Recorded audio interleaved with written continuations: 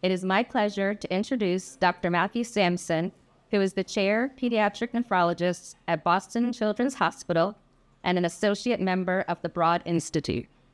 The Sampson Lab's research focus is to discover the genomic determinants of nephrotic syndrome and glomerular diseases by generating genome-wide genomic and kidney transcriptomic datasets and performing You're doing great. It's a tongue twister. No, you're amazing. Integrative analyses with other patient-derived omics datasets It's okay. and clinical There we go.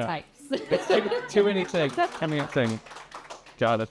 Thank you very much for the introduction. It's really great to be here, and I love the fact that we have a nice small group. We have a lot of back and forth. I think we have an hour and 15 minutes. But this, let's chat throughout, and we'll have some time at the end, etc. Okay. Here's the QR code for my lab. Do a lot of outreach, which I'll tell you about. So that's really awesome. Your daughter was on Rituxan infusion, has been in remission for 3 years, right? Why? So why did she go into remission? Anyone else here have nephrotic syndrome? A family member with nephrotic syndrome?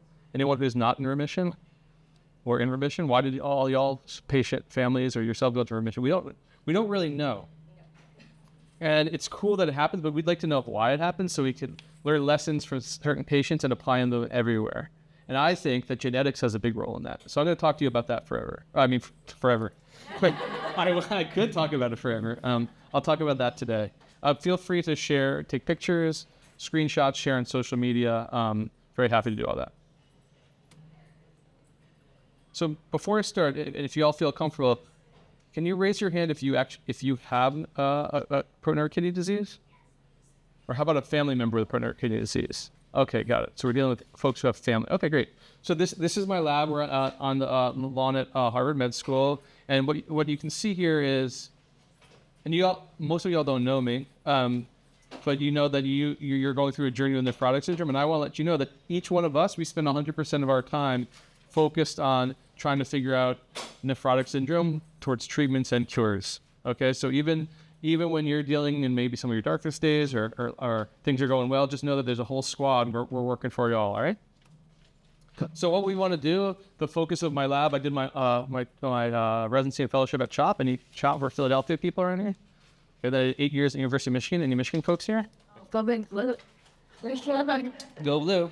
And then now in Boston, what I've been working on is trying to find the genetic cause of nephrotic syndrome, or causes. And because if we could, and we call that mapping the genetic basis of nephrotic syndrome, because if we could map the genetic basis, then we can understand the molecular mechanisms that are driving that genetic changes associated with nephrotic syndrome.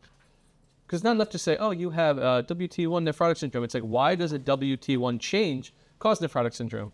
What's the mechanism? So this gene breaks this gene, and that gene gets whacked out, and this gene's expression goes up, and this one goes down. That's what we need to know. Because if we understand the mechanisms, then what can we do? I'm going to do a lot of back and forth, and there's no wrong answer. Taylor treatment. Stop. Taylor treatments. 10 points Gryffindor. Yep, exactly. So here's a quiz. You guys are all going to be research scientists with me, okay? So if your child's nephrotic syndrome is caused by a genetic change that turns down the expression of protein A, what medicine would you want to give? Tetra. Yeah, exactly. You want to just give protein A, right? It's that simple. Okay? So that's what, but until we understand the genetic cause, and then the molecular change, we won't be able to make that medicine. So what I believe is that each of y'all in the room who has nephrotic syndrome, whose family member has nephrotic syndrome, over time, we will be able to understand the genetic signatures to be able to tell those stories. I'm not over-promising and saying, oh, we're going to do this all within the next 6 months or sort it out. But, I guess I'm 45 now. I have another 30 years. I've trained a lot of folks, and people around the world are working on this. And it's really a partnership between families and investigators and doctors, because the reason we're making these discoveries is because families with these conditions are enrolling in research studies and doing genetic testing to allow us to make this discovery, okay? So, how many of y'all are MDs? Raise your hand for MD. PhD? No. Okay. So I'm going to bring some of my discussions to a non-MD PhD level, but I'm also going to ask y'all to come to me, all right? I'm not going to dumb down these things so y'all are a bunch of smart people who think about this all the time. So I'm going to give you some key concepts. I can share the slides overall. You can download them to give you the tools to be empowered to know what's up, all right? So the first one, if you want to be cool, you could say like, a lot of the genetic stuff is mapping to mechanisms to medicine, okay? So genetic causes the mapping, then we get to the mechanisms, and we use the mechanisms to make medicines, okay? So that's the idea about the genetics of nephrotic syndrome. And also at the same time, I'm trying to train the next generation of kidneyomics. That's my nickname for kidney genomics. That's our kidneyomics lab, particularly from historically underrepresented groups, because we need to train the next generation. If I'm the one giving this talk every year, and I'm 50, and I'm 60, and I'm 70, that's no good. This whole effort should not depend on me. It should depend on a bunch of folks who are coming out to learn how to do this with me. And this young lady over here who's enjoying her snack, who has a cute little pony on top, maybe one day she'll come and work with me, all right? So the mission of the Sampson Lab, and if you go online, samsonlab.org, what we are working on tirelessly is a 4-part mission. We're trying to discover what I've been talking about already, map the genetic basis, and we're trying to contribute to the development of genomically inspired treatments and cures. There's some things that we're driving, that we're the lead on, but everything is a part of a team aspect, and there are many things that we contribute to. And we also want to educate. We heard this morning that there are only X number of kidney disease or nephrotic syndrome experts in the country. So it's on us to help educate the doctors, but it's also on us to connect and educate families, because no one's going to be the more strong advocate for your own child than you yourself. So I can educate you all about the genetics. If you come out of this, go next time to a doctor, like what's going on in terms of mapping the mechanisms to medicines for my daughter or son, that's enough to prompt them to think about it. And as I publish, I give talks. We have a website. We have all sorts of things. The literacy of our colleagues as well. So this is Jermaine. I met Jermaine in 2009 in Philadelphia. He and his mom, Missy, have given me permission to share this over time. And for some of y'all, while Jermaine may not, none of y'all probably know Jermaine, this picture may be similar to what you've been experiencing. Jermaine had nephrotic syndrome, and he was in pain and suffering. And Missy said, "What's his disease?" And I said, "It's nephrotic syndrome." And she said, "What's going to happen?" And I was like, "I don't know." Professionally, I said, "I don't know." That's what it boiled down to, right? And then she said, "Can you cure him?" In 2009, I said, "I don't think they can cure him, but we have options for treatments." So what did I start with by trying to treat? Prednisone. Did it work? No. So then what did I do? Yeah. All the things, right? What we do is we basically say, I care a lot about Jermaine. I care about all your kids. I don't know them, but I do care about them. And I care about what's been going on. And we try these things, and sometimes they work, right? And thankfully, it sounds like a bunch of y'all's children are in remission with different drugs, and that's awesome that they work. But for a lot of kids, they don't work ever. And even if they work, if we could probably spend 45 minutes just sharing stories about side effects and how it's impacted, turned over your lives. And that was frustrating as heck. So I spend 95% of my time not taking care of kids right now. I'm a pediatrician and a nephrologist, and all I want to do is take care of kids like all the time. But I spend 95% of my time in my lab with computer scientists and DNA. And it's because of patients like Jermaine. It was so flippin' annoying and frustrating to not have great therapies that I said very the confidence of youth. I was like, I want to try to figure out treatments and cures back in 2008, and no one's told me I need to stop yet. So I'm still working on it. So I get to do that. I still see patients a couple times a month and talk to families. It's so meaningful to be here talking to y'all about this kind of thing. So can anyone tell me what the thing in the upper left-hand corner is? Good job. 10 points, Hufflepuff. Okay. And what's the thing in the middle? Glomerulus. Yeah, glomerulus. There you go. You're on a roll. And what are the red circles in there? Huh? I'm like, wait. Blood cells. Okay, so the blood cells and all sorts of things float through the glomerulus. You could think of these as we're looking at a straw from the outside, okay? And the straw has the outside layer of the podocytes, and in the middle there's the basement membrane, and then there's endothelium. And all this space here is the urinary space, okay? So the waste goes across the capillaries and goes out into the toilet or the diaper. And then the good stuff stays in. So in nephrotic syndrome, what good stuff leaves? Protein, right? Yeah, albumin, the major form of protein, but also immunoglobulins, clotting factors, etc. So this is called glomerular filtration barrier failure. that's another name for nephrotic syndrome, glomerular damage. And raise your hand if you've seen this kind of picture before. Okay, a couple of y'all. This is what got me to be a nephrologist, all right?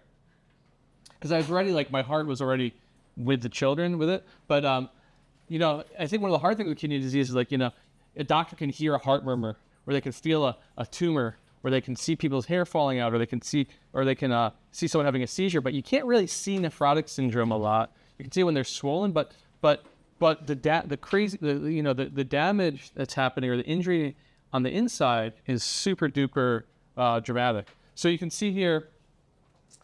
Okay. So let's all put on our spacesuits or a little mini. Any of you all see Inner Space growing up, right? They used to float around the bloodstream like a little ship, right? Okay, so we're in our little ship and we're floating around this urinary space, okay? So this is basically a chandelier inside of a big bowl, and we're floating around here, and we're going to be looking down onto the glomerular capillaries, okay?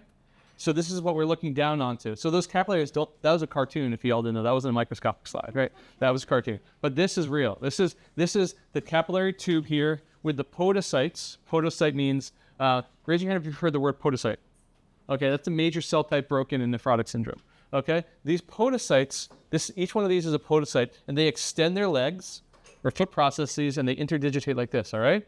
So this interdigitation, it's wrapped around the capillary, and that provides a size and charge barrier to prevent the good stuff from leaving and let the bad stuff leave, okay? So this looks really organized, right? It looks like there's some structure, there's some function, you got the wrapping, right? So that's someone in remission or someone without the disease. And this is nephrotic syndrome when someone's in relapse, right? And I saw faces and I always know if I did a good job, because when I flash that, some of y'all went, where? Let's take that.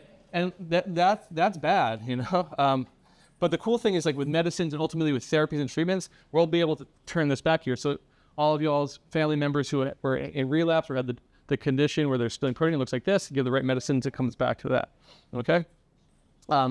So you lose the architecture, the foot processes flatten. And what I'm here to tell you is that's what our whole job is to figure out why this happens, how to stop it.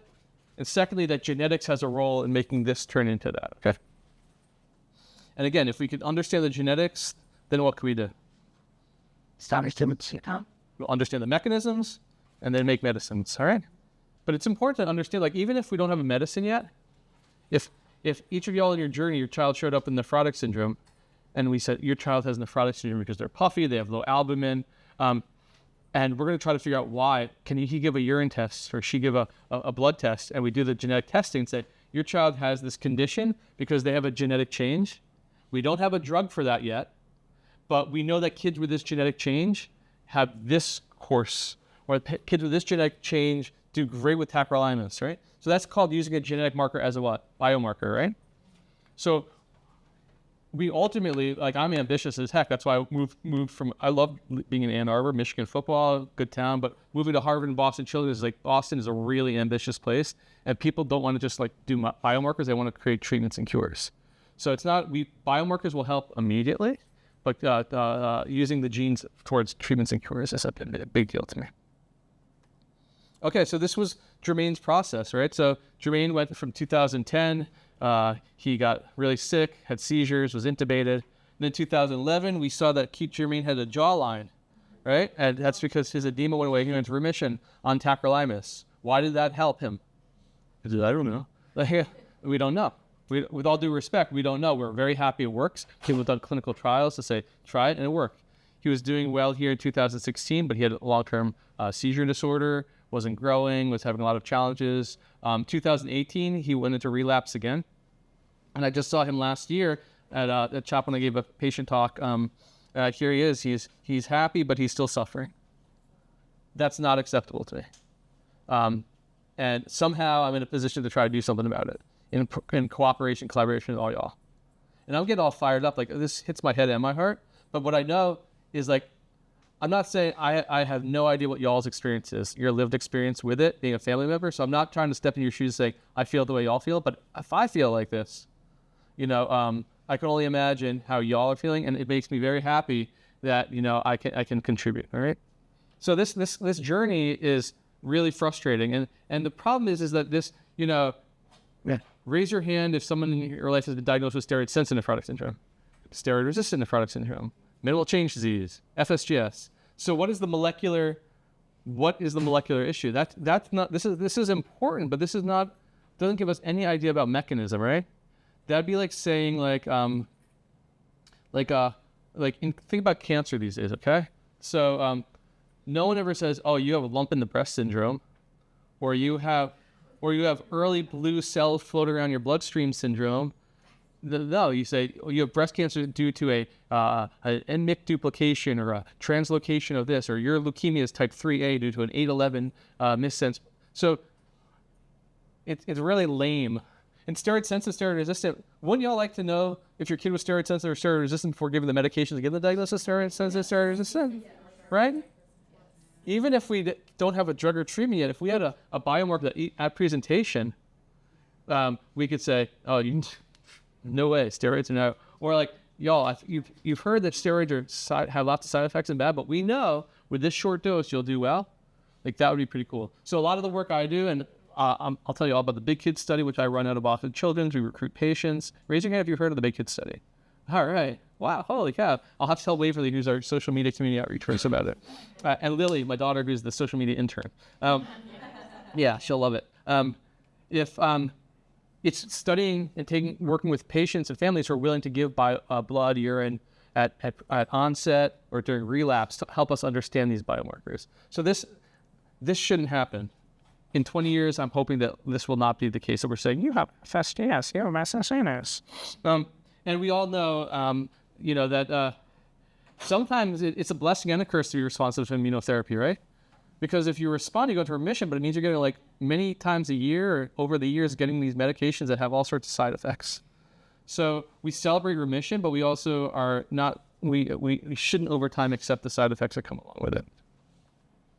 And this is the journey that patients go on a lot, and I'm sure if I made little figurines or avatars for y'all, you could put yourself or your family member on it and say, oh yeah, they were originally SSNS, and didn't relapse. But after a while, they're in long-term remission, but then they went back in.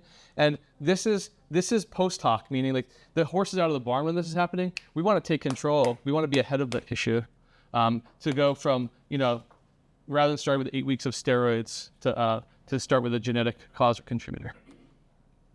And we do have sensible ways of categorizing nephrotic syndrome, genetic form, right now monogenic, and then immune-mediated. But again, this is a great start. I'm not belittling or demeaning myself or my colleagues who have done this for the last 40 years. Thank God that people figured out immunosuppression, because the mortality rate, like 60, 80 years ago, was really, really, really high until we figured out how to use immunosuppression.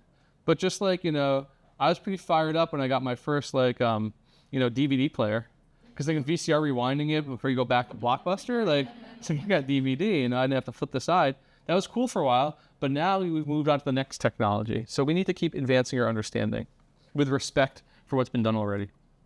Okay, so how can genomic discovery be helpful? Anyone want to tell me why you think genomic discovery could be helpful? To nephrotic syndrome? Yeah, just shout out. I think he said stuff they wanted to leave it set up the phone. All right. Yeah, exactly. Oh, yeah, nice callback. Yeah, exactly. Someone was on my Zoom at one place. That was pretty good. Right. So in general, let's pretend that you're at the doctor's office or with your family member, and you're like, I really want to do genomic. I really think getting to the bottom of the genetics for my family member's condition could be helpful. And someone's like, why would that be helpful? You can say, well, if we figure, some genetic causes are amenable to specific disease-modifying therapies. So we know if you have a certain form of kidney disease, certain drug will help by knowing the genetics. Another is that you can have conditions that help with non-specific strategies. For kids who genetic cause, we know that they don't ever respond to immunosuppression. You don't give the immunosuppression. We also want to be able to give good advice, say, your child has this genetic signature that's causing their disease. And we know that if they get transplanted, they're at higher risk of recurrence. Or on the other hand, your child has a genetic disease, they're not going to respond to immunotherapy, but once we do the transplant, that's not going to come back. And then there are conditions, there's certain forms of nephrotic syndrome that prompt us to look at other parts of the body for issues. Does anyone know any of this? Sorry. Forms of nephrotic syndrome, monogenic nephrotic syndrome that have extrarenal manifestations, meaning that other parts of the body are impacted. Alpha. Yeah. So Alport's is a good example of a glomerular disease that also affects the eyes and the ears. There's a form of nephrotic syndrome that's due to WT1 mutations that could be associated with tumors. These are all very rare. Statistically speaking, probably none of y'all's children have any of these conditions. And then 4 of you are, actually mine has Alport. But so sometimes the first thing that we discover is the protein in the urine. We diagnose a nephrotic syndrome, and if we have a genetic marker, we can say, you need to go to the ophthalmologist, you need to go to the GI doctor, you need to go to the cardiologist. So, and then of course, in terms of reproductive counseling, knowing what your chances are of having another child with that, or in terms of donation, that matters a lot. Okay, so now I'm going to ask you all to think really hard, and I'm going to try to do a great job of explaining about the genetic architecture of nephrotic syndrome, because I want you to walk out of here, if you don't remember anything else, I want you to kind of remember these next couple of slides, all right? So stop me if you don't get it, all right? So I'm talking about the power of genetics, and I think it is powerful, but it doesn't mean that every single child is going to have a genetic form of their condition that's like the main cause. A lot of patients with nephrotic syndrome have an immune issue, etc., okay? But over the last 12, 14 years, we've been able to have 3 major causes of genetic forms of nephrotic syndrome. Does anyone know what the 3 major causes of genetic nephrotic syndrome are? You guys sure you don't know the 3 genetic forms of pulmonary kidney disease? There you go. You got it. So you read the board. Good. 10 points. What have I missed? Gryffindor. So APOL1 is one form. Does anyone know 2 other genetic forms of nephrotic syndrome? PHS2. Yeah, what does that fall under? Up there.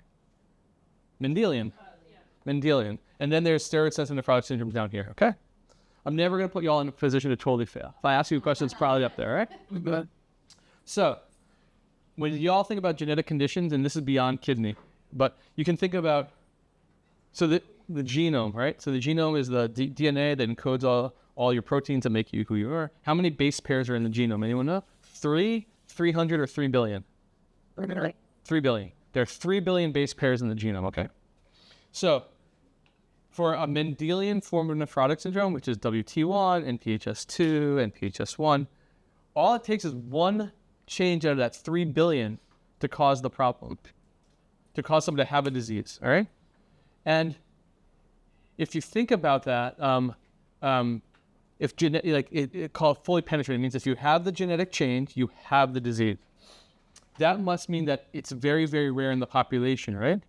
Because if it was common, if the frequency of the population was like 1%, 10%, so 10% means 10 out of 100 people would have the genetic change, that 10 out of 100 people here do not have Mendelian nephrotic syndrome. So these 1 in a billion changes are very, very, very rare.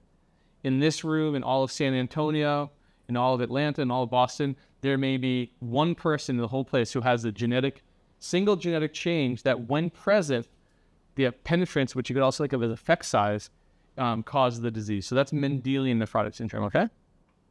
Very rare to find that genetic change, but when it's there, it causes a big problem, all right? Now, SSNS and IgA, I'm not going to talk much about IgA nephropathy, but SSNS, steroid-sensitive nephrotic syndrome, but you could also think about it, anyone who responds to rituximab, Cellcept, and tacrolimus, those are steroid-sensitive nephrotic syndrome. So in this situation, the genetic drivers of SSNS are common in the population.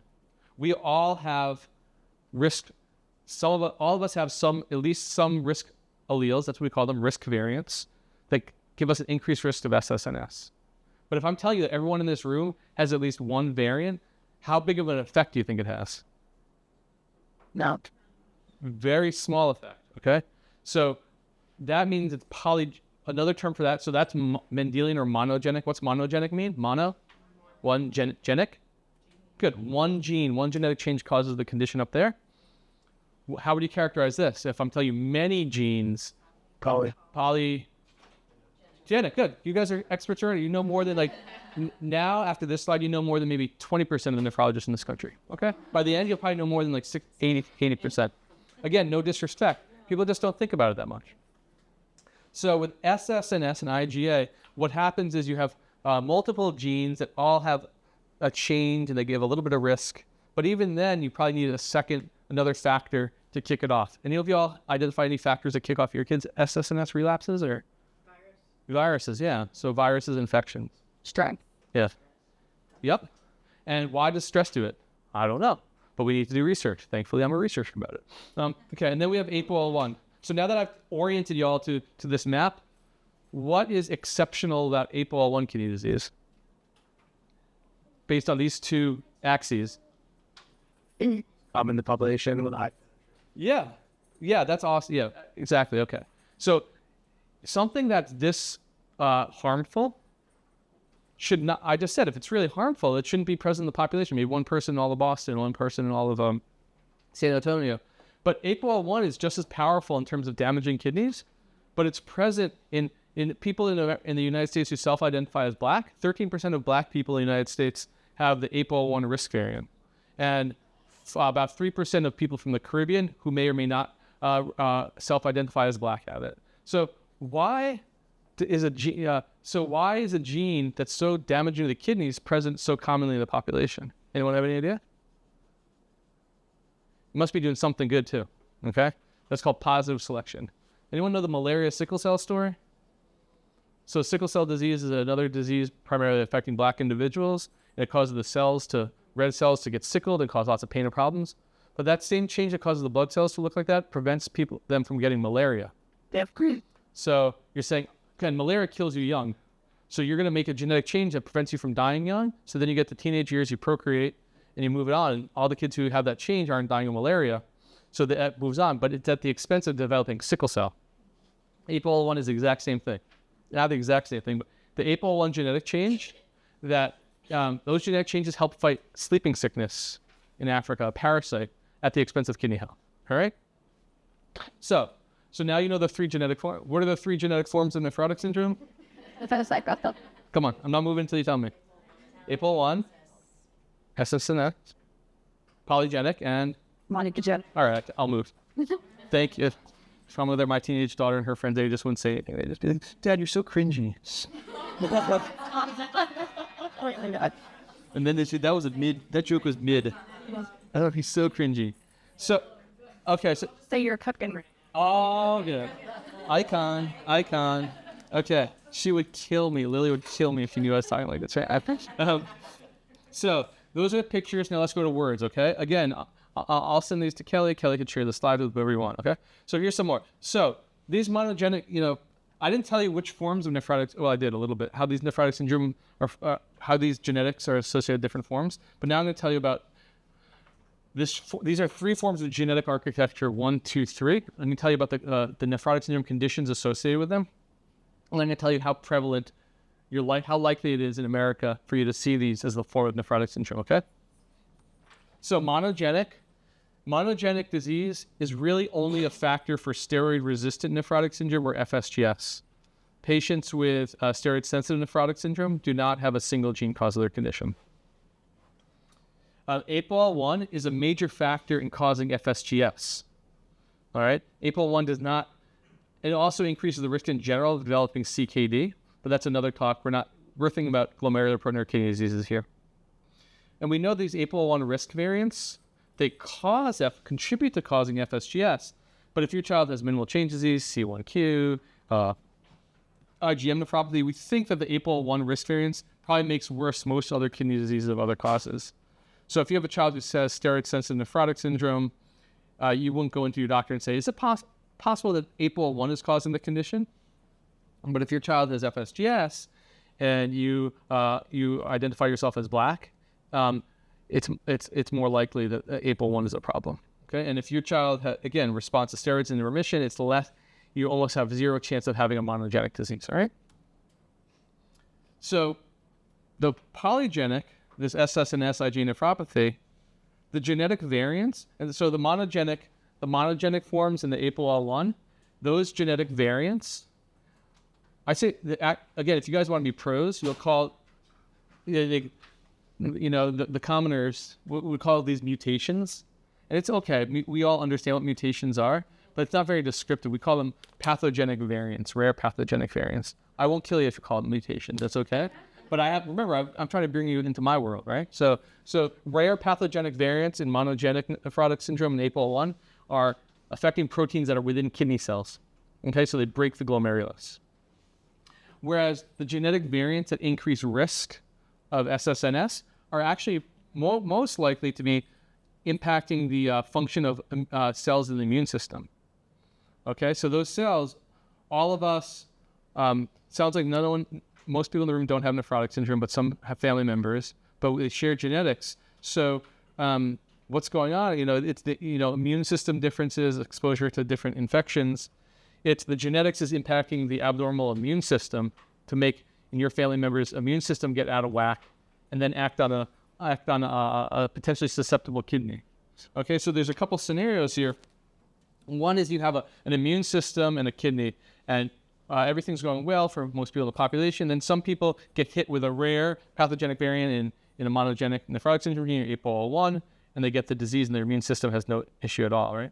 Other people have a whacked out immune system that puts them at risk for nephrotic syndrome, and it keeps interacting with the kidney because the kidney flows blood like many times a day, but that kidney has some resiliency and just is like not susceptible to that being damaged. But other times you have a whacked out immune system and a susceptible kidney, right? So and those things together cause the disease to occur. But sometimes you don't even need a susceptible kidney, so we're sorting that out. But just understand that this is an abnormality for most of the people in this room. The form of nephrotic syndrome is here, that it's an interaction between your immune system and your kidney, and we're discovering things. So I just talked about that. The monogenic has the mutation. It's not often seen, but has a big effect when it's there. APOL1 is exceptional because it's seen frequently, but it has a big effect. And these risk variants are seen really frequently, like really frequently. All of us in the room have at least a couple of them, but you need to have many of those changes piling up to reach a threshold, right? Like if you fill the water to the top, then it spills over after only a certain amount of time. So I think with SSNS, immune suppressive sensitive, you have a buildup of genetic factors, and then you add in an infection or something, stress, and it tips it over, right? So now, all right, so we write these things, we publish papers, companies do clinical testing, and it's important that we understand when we walk in that we're informed parents and family members, patients, to understand what the chances are of having a positive genetic test, all right? So with monogenic nephrotic syndrome, those are the ones that we do clinical genetic testing for, and it's really important when we find them. We heard the story this morning about the family who has a SIOD, right? Because they have a SMARCAL1 mutation, or rare pathogenic variant. But I want you to recognize that, 0% of immunosuppressive sensitive patients who are really long-term immunosuppressive, about 0% have monogenic disease. So of patients with steroid-resistant nephrotic syndrome, it's maybe about 10% of children in the U.S., maybe 5% of adults in the U.S. So again, genetic testing is important because for those 10 patients, if one of y'all's children had it or someone else, we heard this morning, it's a big deal. But we know that most of the children in the United States do not have a Mendelian or monogenic form of their condition. APOL1, we said 13% of black people who are self-reported have these risk variants, but all of these individuals do not have the disease. There needs to be a second hit. So a person who has the high-risk genotype, whether they're black or not black, there's about a 5% lifetime risk of developing APOL1 kidney disease. So why does it happen in some folks but not the others? We're working on it. But suffice it to say, if you are a self-reported black individual who has SRNS or FSGS, 70% of these people have the high-risk APOL1 genotype. And why is that so exciting? For cure. Tell me more. It means if there's a medication, then what? If we make an APOL1 drug, then what happens? But I don't have to. Yeah, man. We're not just picking off a small amount of people. If we get a good group of APOL1 drugs, then we're going to help 70% of people from this population get better. And not to hide the punchline, but there's a lot of movement on this going on. There's a person at this meeting who's been part of this as well a lot. I'll let him tell his story. But the other thing, the common variants, again, it's a little bit more complicated. So you can do clinical genetic testing for these two right now, and finding out this makes a difference in a number of ways. We don't really have genetic testing yet here, but especially in IgA, there are drugs that are being developed that are the mechanisms uncovered by this. Okay. So now, do you guys feel pretty good? Pretty good about this? All right. Stop me if you have questions. So now we're going to get into like specific stories, okay? How am I doing on time? 10:59? Okay, I'm good. What do we have till 11:30? Yeah. All right. So let's tell some Mendelian stories or monogenic. So when would you expect monogenic disease? So when I'm in the office seeing patients, I'm going to be asking questions to help me think about, when is that kid going to be one of the 10% of kids in this country who have a monogenic cause? Well, one is if there's a family history. If the a brother and a sister have it, their dad has it, and their grandmother has it, a familial form. So if it's running in the family and it's steroid resistant, that's the first one. Or congenital onset. So the earlier the onset. So if you have presentation at birth or within the first year of life, and you have multiple family members, that raises my suspicion that it's monogenic. And then if it's an extreme phenotype, okay, so this is a standard distribution curve. You can think about this as height, how much you like, the Atlanta Falcons, a little bit, a lot. Your albumin levels, from very low to very high. The more extreme someone is on this distribution, the more likely it's going to be a Mendelian cause. So early onset, that's an example of a very early onset. Or if their albumin is through the roof, these are the kind of things. And then syndromic. So if someone has nephrotic syndrome and they have, skeletal growth abnormalities, or they have blindness, or they have tumors, that's more likely to be a syndrome as well. So we've done a lot of work. I haven't done most of it myself. I've done virtually none of it myself, but I could talk about it. So researchers around the U.S. and world have identified over time about 60 genes that we know can cause nephrotic syndrome if they're mutated. Okay, and what cell type is this? Yeah, podocyte. There you go. So this is the cross section of the podocyte. The blood's flowing through here. The bad stuff's going across into the urine. The good stuff's staying in. Well, with nephrotic syndrome, the protein flows across, and we found all these genes in the podocyte that when they're broken, they can cause nephrotic syndrome. So this has taught us a lot. Mapping these genes has allowed us to do what? Elucidate what? Eliminate what? We did the mapping, so now we're understanding the mechanisms. Yeah, so this is allowing us to understand the mechanisms. So, and I just want to give you the idea, this is not 15 years ago when we had maybe one gene, okay? And I'm going to show you a picture like this for sRNS, SSNS, APOL1. We are identifying tons of genes now, okay? And each of those represent potential target, okay? So we now have all these genes, and there's the one that from this morning, the SIOD, WT1 we're talking about. Someone brought up NPHS2. Should be over. Where's NPHS2? Anyone see it? It's one of the fundamental ones. Okay, I don't know. Oh my gosh. My boss made this, so I'm not going to tell him because he's like the father of pediatric kidney genetics. So anyway, the genetics, right? The mechanisms. So we can look at these to try to understand mechanisms towards medicines. The thing. Oh, I know what I want to say is. Any of y'all ever heard of Lipitor or statins? Yeah. They're really good for cholesterol, right? How were they discovered? Well, this family had this really rare pathogenic variant that caused their cholesterol to go through the roof, and someone studied the family, and then they got at the mechanisms. They found out that it was like a LDL receptor problem. So then they made a medicine to fight this rare Mendelian disease, but it turns out the statin actually helps us all. Okay, so the bottom line is as we do research, to understand, there it is, Podicin. Thank you. That's NPHS2. I don't have to talk about this. As we discover this and understand mechanisms, make medicines, the chances are that some of these will be effective for someone who does not have steroid-resistant nephrotic syndrome or does not have a genetic cause. So it matters more generally. This is a slide just basically showing so that when someone says, I have NPHS2 disease or WT1 disease, it actually matters because remember the gene, how many base pairs in the genome?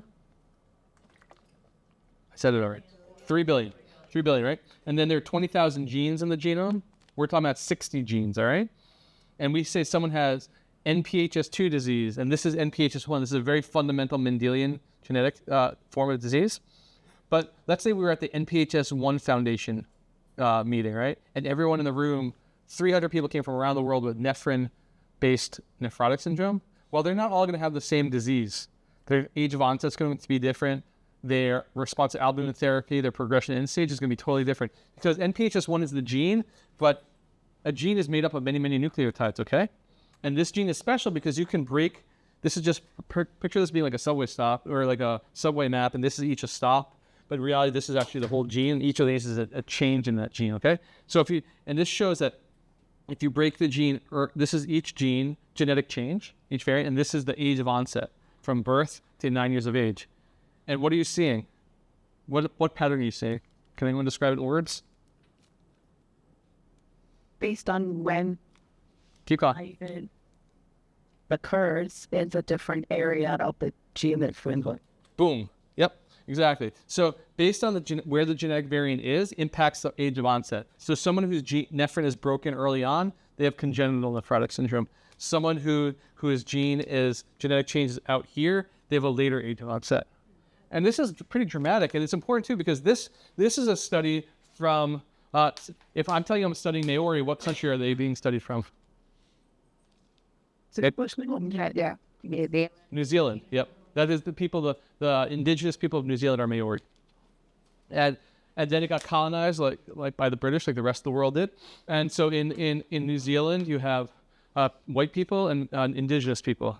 And both these groups, 5 white individuals and 14 Maori individuals, both of them have a mutation in nephrin. Okay? So at birth, both of these kids, Maori kids and Caucasian kids, showed up with nephrotic syndrome. And a lot of times when they show up with congenital nephrotic syndrome, the kidneys are removed and treatments are started. But what this is showing, this is over time, and this is percent of kidney survival, and this is the dash for white folks, and this is the line for Maori individuals. So what is that showing? Tell me. What? Who? Right. And it's kidney survival. It's not dying. It's a kidney time. Right. So why is that? They both have nephrotic syndrome. Did I genetics? Boom. Yeah, exactly. So the Maori individuals had a change around, some changes here. The white individuals had a change here. So this is super duper important because, if it's telling us that we really need to know a lot about each variant because God forbid, they took out so like I said, some of the treatments are at birth. If you show up with nephrotic syndrome, you do a nephrectomy, take out the kidneys. God forbid if they took out the kidneys of these individuals just based on their genetics. Mm-hmm. Right? Well, I know the guy who did this study, William Wong, and some of these women are having babies now. They're having great families, So what I'm saying is genetics is super important, but I have no concerns that AI or machine learning or robots will take my job because they couldn't give a talk like this for the first part. But, well, I don't know, give them 10 years. But that's a whole nother story. But you have to contextualize a gene in the context of the person, the family, the zip code, the environment, and the specific variant. So you need to this is the genomic literacy I'm talking about, right? I'm educating all y'all, and y'all are going to go educate 3 or 4 other people, and it's going to spread like fast, like COVID or something, but not in a bad way.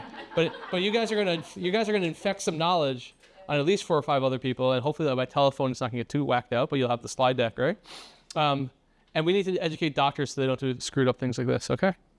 A more relevant thing to New Zealand, typically patients with Mendelian forms of nephrotic syndrome, monogenic, they don't respond to immunotherapy, all right?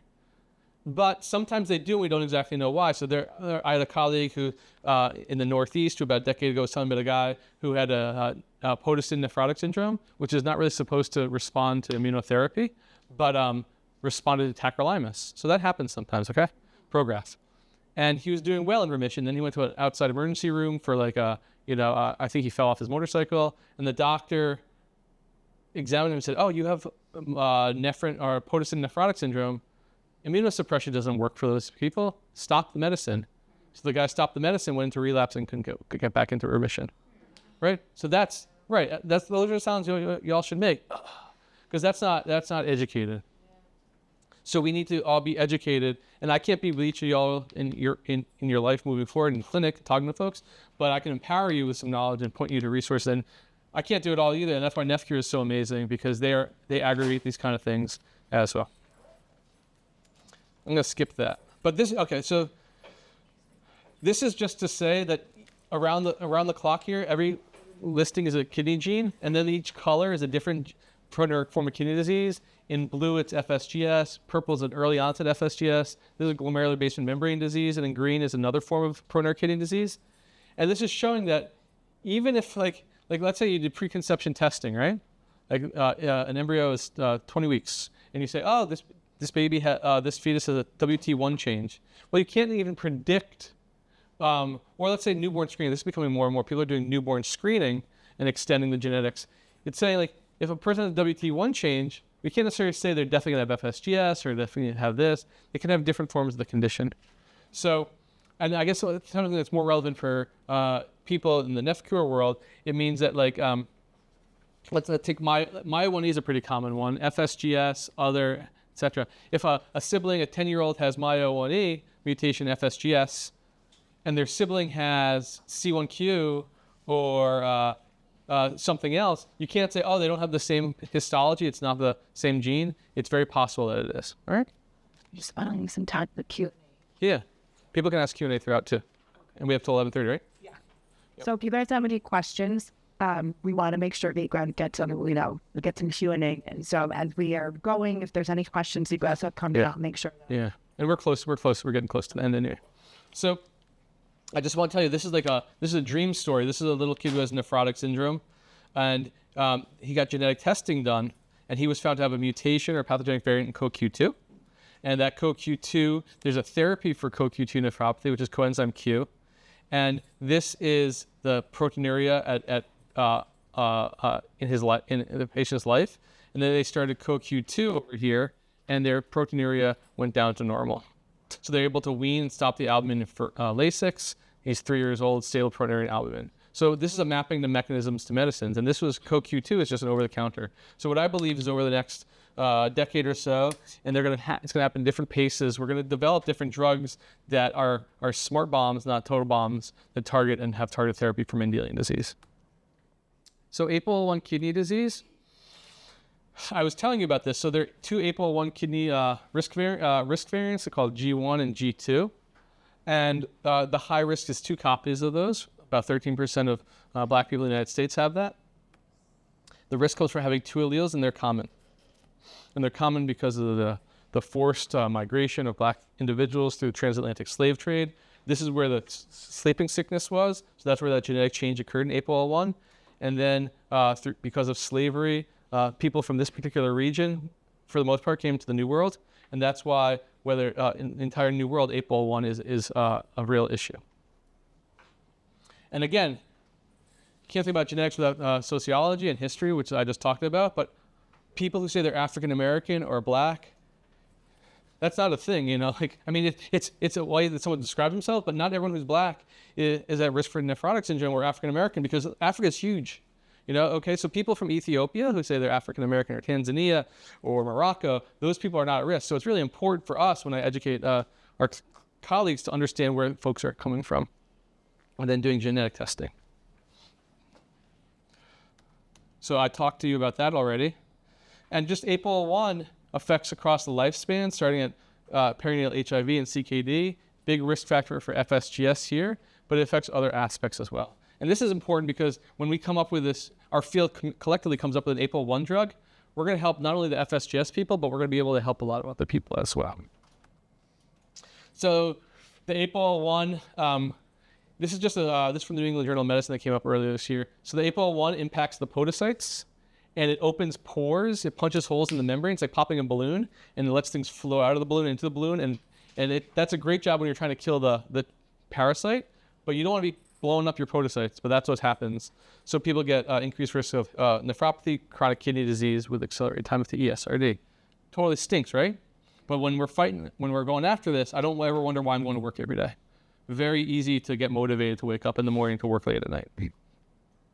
Again, through a lot of work over time, this is the APOL1 disease. Each purple thing is a mechanism that's being overlaid. And then here are specific molecules that we've done some studies for. And each of these are prompting people in biotech and pharma to come up with targeted drugs. So AM-FSGS is APOL1 mediated FSGS, and through 3 different mechanisms, inhibiting the protein function, decreasing APOL1's expression, and preventing its expression, it's all trying to treat it. Okay? So there's this recent drug called inaxaplin, and this here is protein level, percent change in proteinuria. So the farther down, the better. So all of a sudden, there's a trial that was done among patients who had the APOL1 high-risk genotype, who got either a placebo, so no drug, or an APOL1-directed drug. And the people who got the APOL1-directed drug, their kidney function, their proteinuria went down over time. So this is a targeted therapy for APOL1, and it's really exciting. And then not only that's a Vertex drug company, then Maze is another company that's working on it as well. So for our community of doctors and patients, we are very excited that biotech is spending a lot of money to come up with different drugs. APOL1, it doesn't cause a disease unless the expression is high. So if the expression is high, how do you want to treat it? If the expression is high and that's bad, what do you want to do? Decrease its expression. Yeah. So people are doing that using this thing called antisense. I told you I'm not going to trick y'all. I bet all of y'all, if I went to a seminar you gave about your area of expertise, I'd be on the other side and I wouldn't want to be embarrassed like that, right? Like especially if it's like HVAC or car mechanics and things like that, very bad. Okay, I just happen to be really nerdily expert about this thing, and in this room, like I'm like, This is it. And then I talk to the boiler folks. They're like, you should just turn the red switch. You shouldn't have turned it off. You ever do that? You ever say, oh, the power went out, the heat doesn't work, and it turns out I accidentally turned off that switch. A lot of money, big mistake. Okay, so we're decreasing expression with ASOs, and we're preventing its expression to begin with. So. And Obayemi Olabisi, who's at Duke, any of y'all know him? Raise your hand if you've heard of him. Fantastically amazing adult nephrologist who's working hard on APOL1 kidney disease from this molecular level, but he's also partnering with pastors and reverends around Durham to bring people into the community. Again, you can't be so nerdily focused on the gene that you forget a gene is inside of a cell, it's inside of a person, a neighborhood, a community, and there's a lot of work going on there. And this thing, it's great that we're attacking this disease in 3 different ways. It's like for some folks, like to get your hair totally on point, you might not just use shampoo. You might need shampoo, conditioner, and other products to get it where it's at. So APOL1 is never going to be necessarily one drug. I don't think that's going to solve it all. But when you do this combination, you're going to really maximize the therappi. So again, a lot of this is patients who volunteer to be part of research are helping this happen. And then APOL1, we're talking to you about biomarkers. It's enough sometimes to have a biomarker, even if you don't know the mechanism. So people worry about transplanting high-risk APOL1 kidneys. One reason is because if you have a high-risk donor who has 2 APOL1 risk alleles, and you have it's found that there's a decreased survival of that kidney into a recipient, even if they don't have the high-risk alleles. Okay, and so the recipient, if they get a high-risk kidney, that kidney might not last as long. But there's also donor concerns because they've shown that.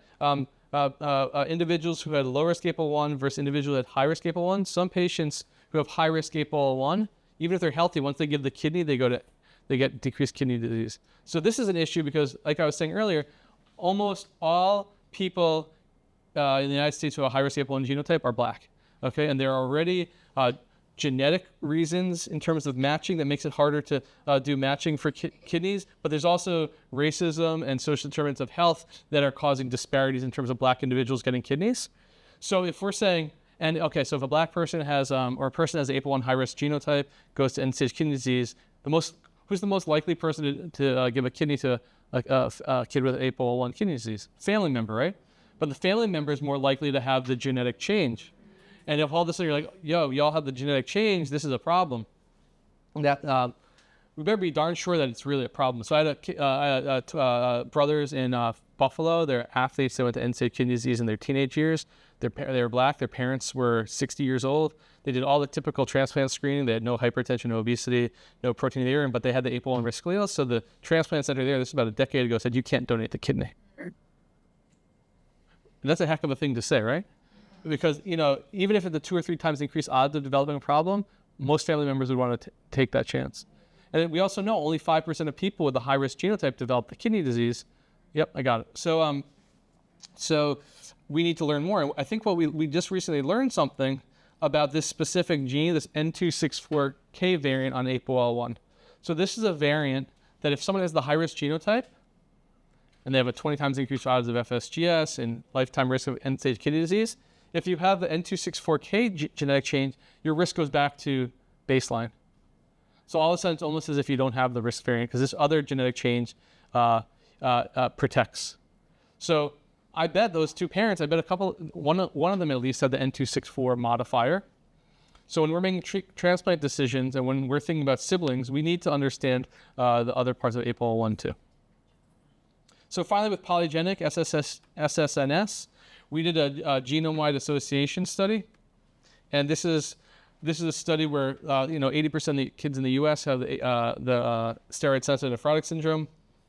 We found regions of the genome. This is the genome with genes that are really mapping to immune cells. Okay, and what we ended up finding here is I don't know where it went. This is teaching us biology. This is it. So all the gene changes were summarized in this paper. They made a cartoon. So all of a sudden, rather than saying SSNS, it's just the immune system's out of whack. We're already talking about the hyperactive immune system. Well, now we're saying, there's a problem with ELMA1 gene, the foot process. The CD8 T cells have a problem in mica. There's a beta-cellulin issue in the endothelial cells. Your T cells, NF-kappa B and CD28. Your B cells, this is why rituximab works. There's an abnormality in B cells. And what do all these genes represent? Targets for medications, right? So we're starting to realize that we might not just want to be giving drugs that treat the kidney, but also the immune system as well. And then we also found in this SSNS story, genetic changes in nephrin that were common. And we know that nephrin causes Mendelian disease, but now we're seeing that common, there's also a risk of SSNS. So we need to figure that out. And it's actually pretty interesting that there are these anti-nephrin antibodies that are being discovered. So I think there's an interplay between that as well. So in conclusion, the more people we sequence in genotype, both those with proteinuria kidney disease and those without, the more important discoveries we can make. All these have come because families, patients have donated samples. We have biobanks that are coming around the world. So these are biobanks with 2.2 million people in it. And I have a colleague training my lab who has accumulated 1.5 million people. Most of them don't have disease. So we're going to be able to study genetics on a global scale. But folks with nephrotic syndrome are going to be super important, especially those we can contact and get biosamples over time. So in our lab, we're recruiting more patients and controls. We're generating data sets. We're doing sequencing. And then once we find these genes, once we do the mapping, we're also looking at the mechanisms. And I really would love and encourage you guys to connect with us on social media and to reach out. Waverly Alcure and my group has really done a great job building up a website. We have 900 total followers across Facebook, Instagram, TikTok, Twitter. And I did this not as a vanity project. So, I'm Matt Sampson. I want to have a website. It's more like, if you're seeing me in Boston or if you're near a major medical center, that's really, really lucky and it's great you have this. But I was convinced that there are people in the U.S. and around the world who just want to know what's going on, who want to feel part of the story, even if they're just reading it, to be educated, to know that people are fighting for them, and also to participate in research if they want. And amazingly, none of my colleagues have been like, you egotistical jerk, why are you trying to make it all about you? Rather people are like, this is great, I love the style you're doing it. Families have really appreciated it. We're collaborating with NephCure, the Nephrotic Syndrome Foundation, AKF, etc. So it's been really great. And like I said, Lily's making it so it's not totally dorky by making the TikToks more funny than I want. We got to meet Lily.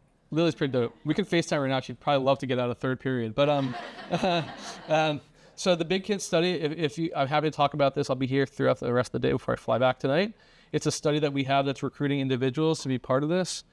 Check it out. All this information is online. But every patient that is part of it helps to tell the story and ultimately may benefit from this as well. So with that, I thank you. That's our squad. And happy to take questions. So it's a really great Instagram and really good information. Who, me? Oh, thanks. Yeah. Well, that's Waverly. Yes. Listen, between my children, we have 4 out on the industry. Yeah. Never once has the doctor mentioned anything about genetic testing. And if I wanted to pose this skill to a doctor who doesn't usually have much interest in my ideas, what would cause me? No. Oh, because I'm really interested. You're looking at me like a math. You to give me the rationale behind why I'm asking. Yeah. So there's two aspects. I know, I'm just teasing you.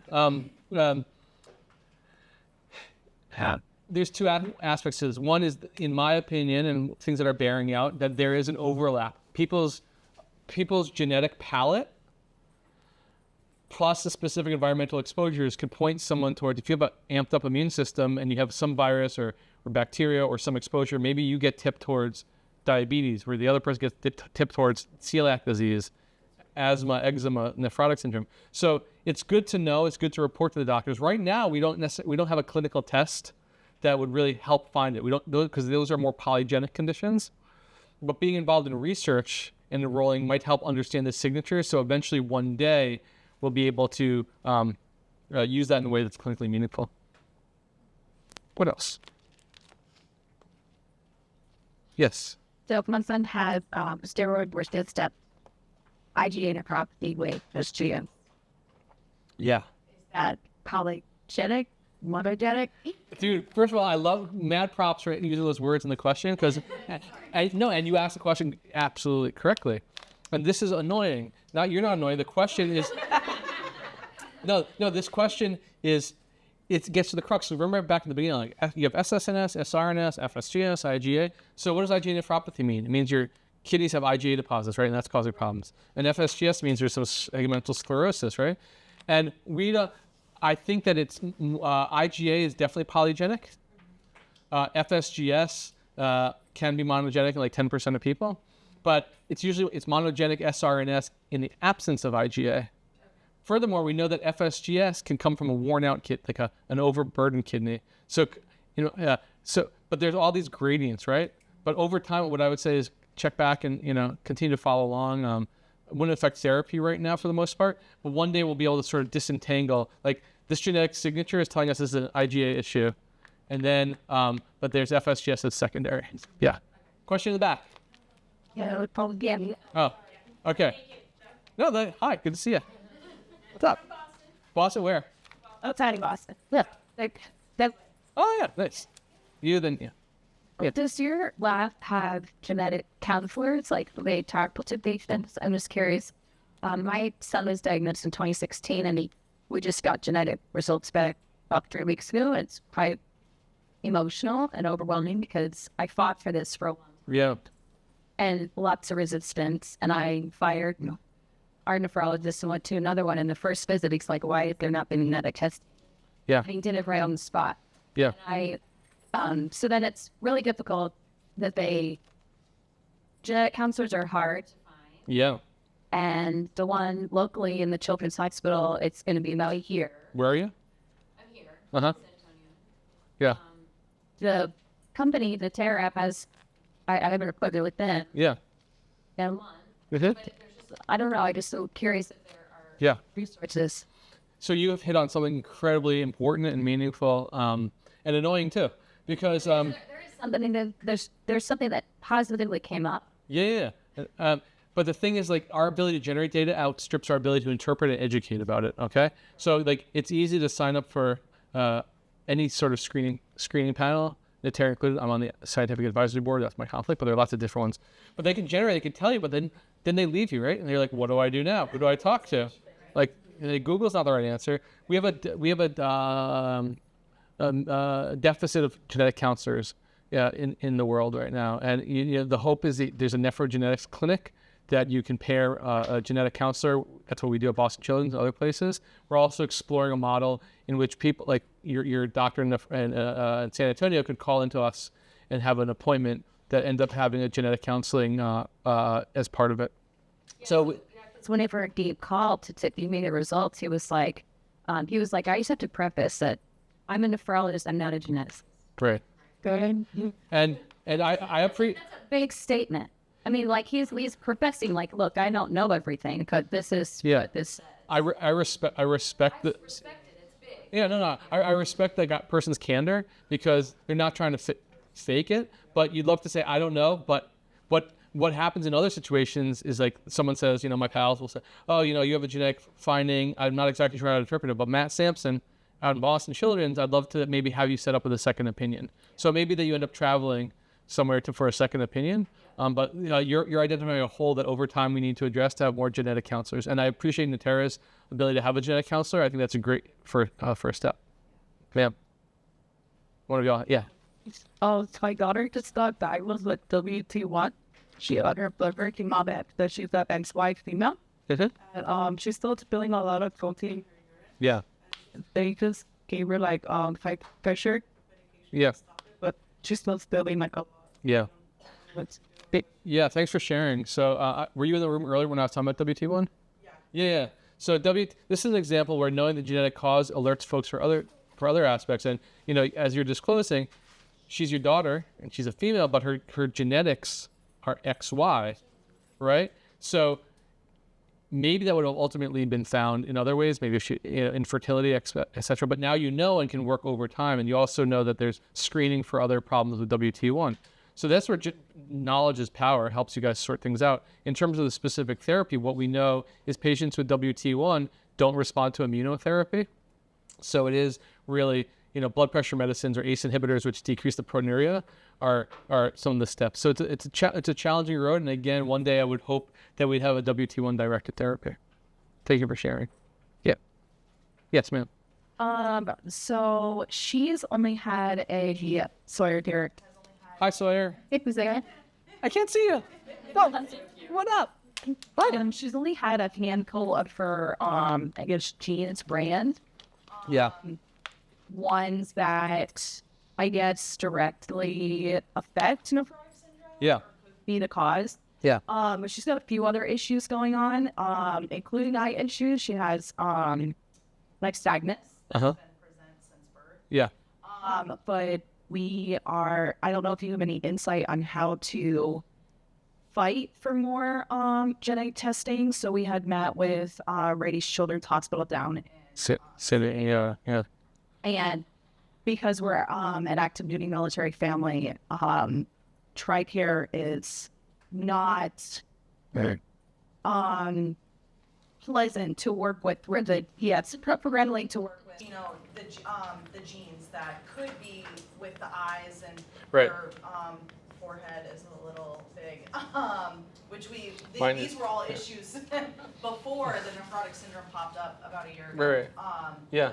So I think, so I again, unfortunate situation in terms of you're not in a form where you're asking the questions where you're getting answers. It may be that there's no more gene testing that should be done, but I think meeting with a nephrologist who has expertise in kidney genetics, I'd be happy, if you feel great about the person you're with. If you don't, happy that you should work on second opinions, happy to set you up with that. And then knowledge is power. So if you go to the insurance company and say, this was done, but there's this big hole that wasn't done yet. Or you might have, maybe if you came to me, I'd say, I don't disagree at all with what they did for Sawyer. 95% of things would be found with this genetic test, but there's really no value in doing it anymore. And then you could leave feeling at least comfortable with that situation. Yeah. The Rady's Children's Hospital wants to run 2 more, but they had said that, like prefacing that TRICARE would probably not cover it, and then if we really wanted it done, it would come out of our own pockets. Yeah. Which is crazy expensive. Yeah, that's when sometimes people maneuver and do research genetic testing. If you want to be, if you want to contact me, you can find it on the website. There's opportunities to be enrolled in research studies where clinical level whole genome sequencing could be done to sort things out. Can't always guarantee the timeline, but one day we should be figuring out how to, again, microscope of the genes, but we also, and thank God NEFCure is around to advocate with the government to say these things need to be covered and why. So one day you won't have to do that. But we do have to make an argument about the value, and we need to do a better job of communicating that. Well, thank you so much, Dr. Sampson, for that. Thank you. Amazing presentation. Thank you.